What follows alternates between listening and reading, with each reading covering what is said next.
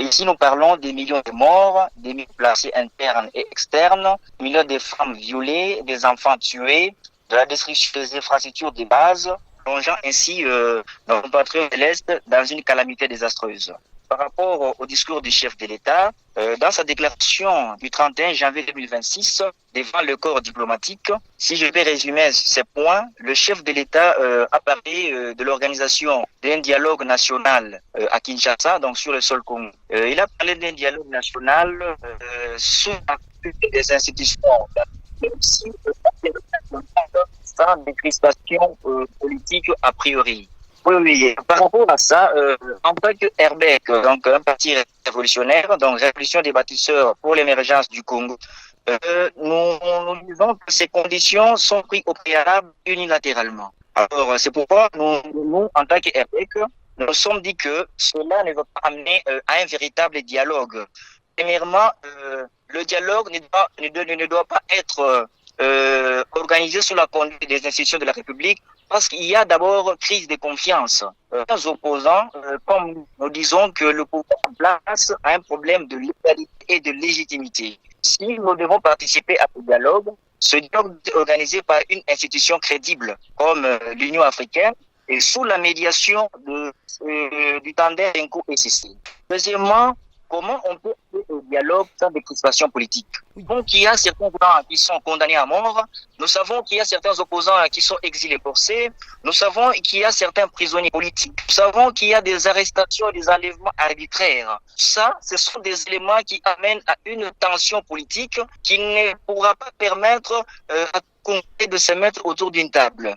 Donc, pour nous, RBEC, il faut qu'il y ait d'abord, a priori, une décrispation politique, qu'on libère tous les prisonniers politiques, qu'on arrête toute forme de répression de l'opposition politique, que les exilés forcés soient autorisés de retourner au pays, qu'il y ait acquittement des condamnés à l'issue des procès politiques. Et dans ces conditions, sous la médiation du 5SCC et sous l'organisation de l'Union africaine, que nous pourrons participer à ce dialogue. Parce qu'à l'entendre dire, le dialogue que promet organiser le chef de l'État, c'est un dialogue sélectif, alors qu'il faut un véritable dialogue inclusif.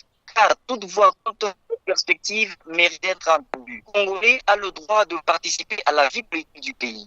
Effectivement, notre parti, dans l'opposition républicaine, nous sommes les opposants, c'est dans ce sens-là. Donc, sans inclusivité, nous n'aurons pas de paix durable. Nous n'aurons pas d'unité nationale, nous n'aurons pas un vivre ensemble. Tout le monde doit participer au dialogue sans exception.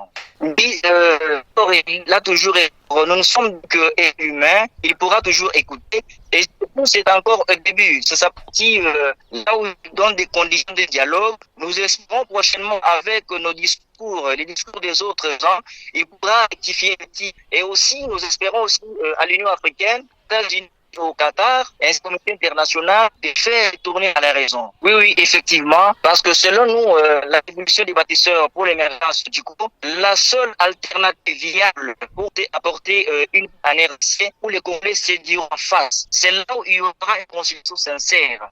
Effectivement, c'est ça. Oui, moi c'est docteur Maloba Jacques. Avant d'être politicien, je suis d'abord un acteur de la société civile, président de la fondation qui porte mon nom, la fondation Base Maloba Jacques, qui est actif dans le Haut-Katanga à Lubumbashi, en étant président de ce parti qui existe depuis 2022, mais la légalisation a été effective à partir de 2025. C'est pourquoi vous nous entendez sur le terrain et dans les réseaux sociaux.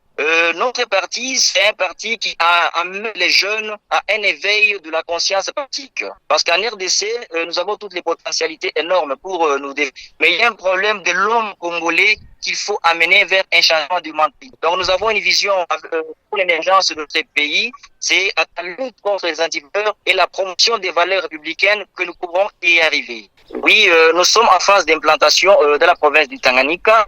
Dans moins d'une semaine, donc pratiquement dans 2 ou 3 jours, vous allez déjà entendre notre première activité de la province du Tanganyika. Nous nous sommes dit il peut y avoir une parcelle sans RPEC dans la province du Tanganyika en particulier et partout en RDC.